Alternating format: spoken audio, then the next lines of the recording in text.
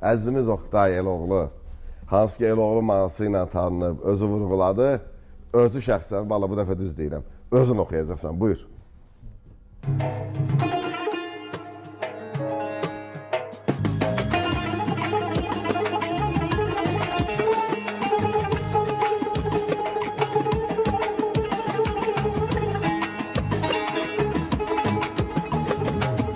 Vətən oğlu bu dünyada məğrur yaşayar, günə göstər qeyrətlə vur ömrü başayar. Vətən oğlu bu dünyada məğrur yaşayar, günə göstər qeyrətlə vur ömrü başayar. Harda olsan, çətin yol seç, mərdlik arayar. Əməl elə, sevinç paylara insanlara. Koroğlu tək aman vermə namərdə xeyrim, Babək kimi vətən üçün canımdan keç. Mehdi olub sən alovlu odlu yol seç. Gündən günə qoyuz olsun şan şöhrətin el yolundaya. Günəş kimi sönməz olsun hərarətin el yolunda.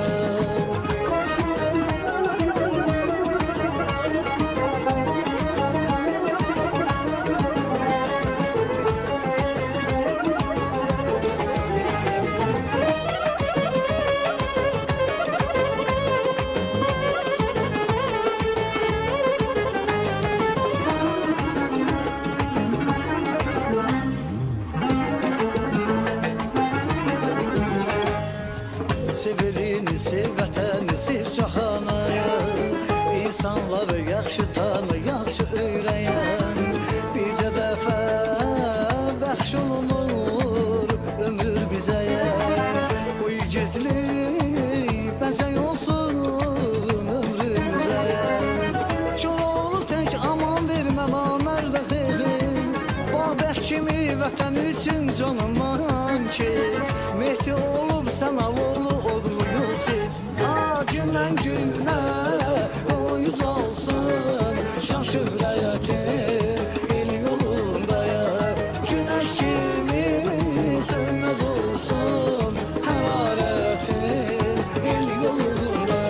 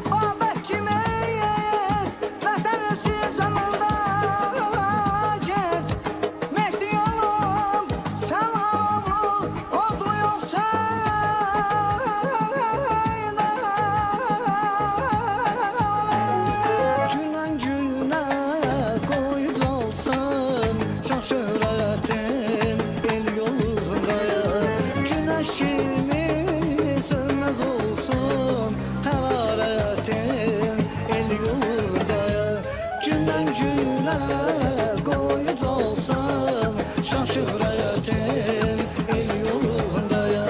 Günəş kimi